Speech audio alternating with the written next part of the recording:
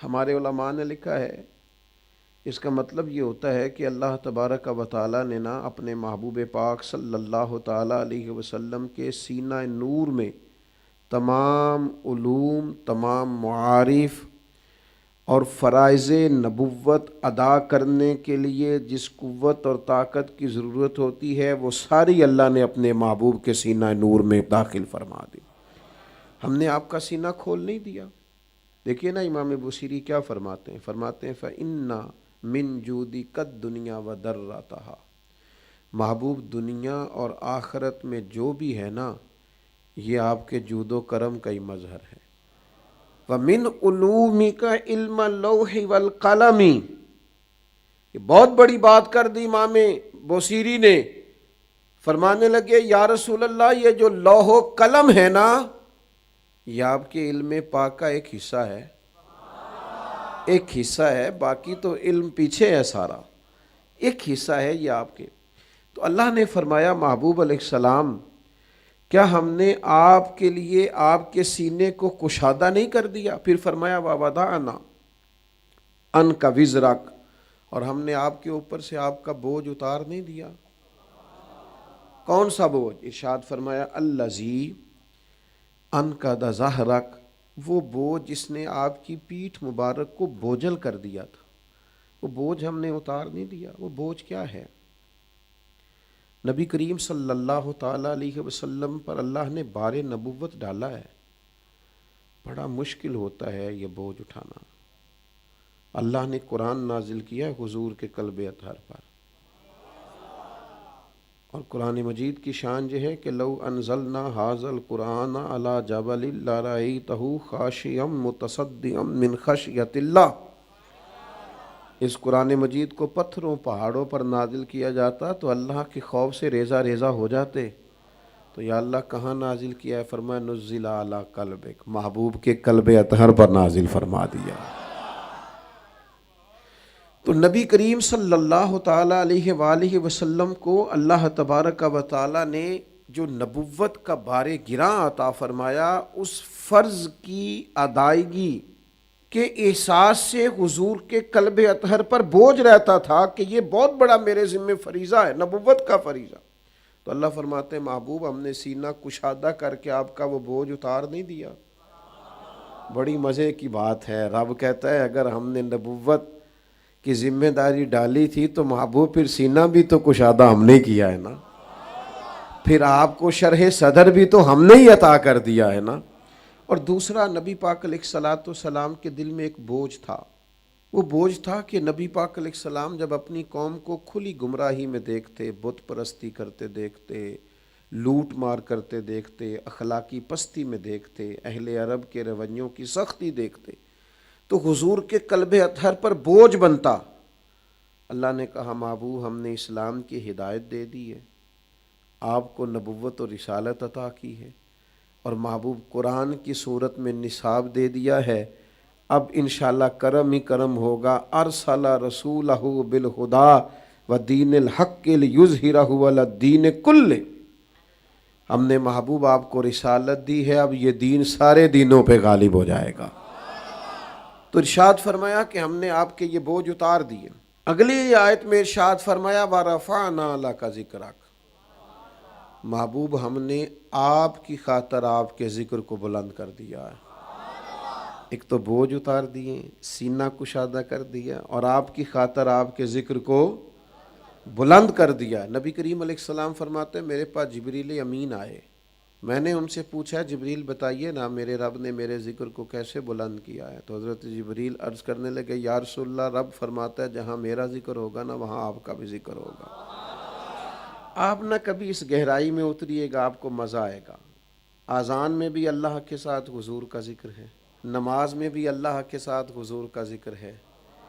آپ کوئی صحیفہ کھول لیں، کتاب رحمت کھول لیں، جہاں جہاں اللہ کا ذکر ہے وہاں وہاں مدینے والے محبوب کا ذکر ہے۔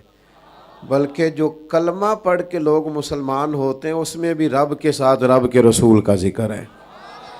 یہ ذکر کسی جگہ بھی جدا نہیں ہے، بالکل جدا نہیں۔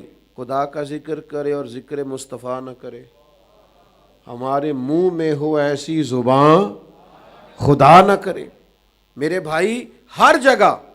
اور پھر اس طرح ذکر بلند ہے، اس طرح ذکر بلند ہے نبی پاک کا کہ لوگوں نے زندگیاں لگا دیں. کسی نے حضور کی سیرت لکھی، کسی نے نعت لکھی، کسی نے حضور کی شان میں کسی قسم کا قصیدہ لکھا، کوئی کہیں حضور کا ذکر کر رہا ہے، کوئی کہیں جتنی کتابیں میرے نبی کی شان میں لکھی گئیں شاید دنیا میں کوئی سوچ بھی نہ سکے. وَرَفَعْنَا لَكَ ذِكْرَكَ، اللہ نے بلندی عطا کر دی حضور کے ذکر کو. اور رب کہتا ہے میں نے کسی کے ذمے نہیں لگایا، نہ خطیب کے، نہ ادیب کے، نہ شاعر کے، نہ نعت خواں کے، نہ مبلغ کے، نہ واعظ کے، نہ پیر کے، نہ مولوی کے. وَرَفَعْنَا لَكَ ذِكْرَكَ، محبوب ہم نے خود آپ کے ذکر کو آپ کی خاطر بلند کر دیا، آپ کی خاطر ذکر کو بلند کر دیا. ایک تو کسی کا مرہون منت، اور دوسری بات پتہ کیا ہے، ہر چیز نے فانی ہو جانا ہے، ہر چیز ختم ہوگی. اور حضور کا ذکر کر بلند کرنے والا رب ہے، تو رب کو تو فنا نہیں نا، وہ تو ہمیشہ سے باقی ہے اور ہمیشہ باقی رہے گا. تو اللہ فرماتے ہیں ذکر ہی میں نے بلند کر دیا ہے. تو جیسے خدا کی خدائی موجود ہے، اللہ کی الوہیت ہر وقت سایہ فگن ہے، تو سمجھیے نبی پاک کا ذکر بھی ہر وقت موجود ہے. آگے ارشاد فرمایا فَإِنَّ مَعَ الْعُسْرِ يُسْرًا، إِنَّ مَعَ الْعُسْرِ يُسْرًا، پریشان لوگ، دکھوں میں گھرے ہوئے لوگ، حالات کے ہاتھوں مجبور لوگ اس آیت کو سنیں. فرمایا فَإِنَّ مَعَ الْعُسْرِ يُسْرًا، پس ہر مشکل کے ساتھ آسانی ہے. اِنَّ مَعَ الْعُسْرِ يُسْرًا، بے شک ہر مشکل کے ساتھ آسانی ہے. 2 دفعہ قرآن مجید نے فرمایا دونوں آیتوں میں، ہر مشکل کے ساتھ آسانی ہے، بے شک مشکل کے ساتھ.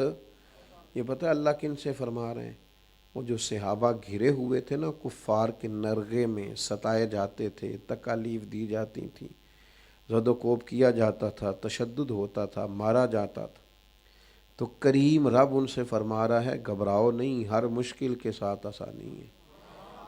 جو بڑا پریشان شخص ہے نا، وہ ذرا ان آیتوں کو دیکھے تو اسے سمجھ آئے گی جس پریشانی میں وہ گھرا ہوا ہے نا، بس یہ نیا چاند طلوع ہونے کی دیر ہے، بس نئی صبح آنے کی دیر ہے.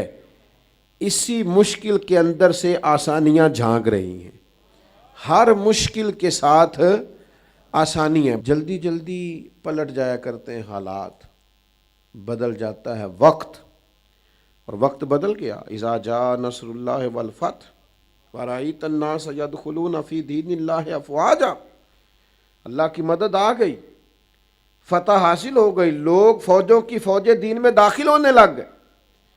یہ منظر لوگوں نے دیکھا، وہ جو کافر کل تک ستاتے تھے وہ گردنیں جھکائے کھڑے ہو گئے فتح مکہ کے دن.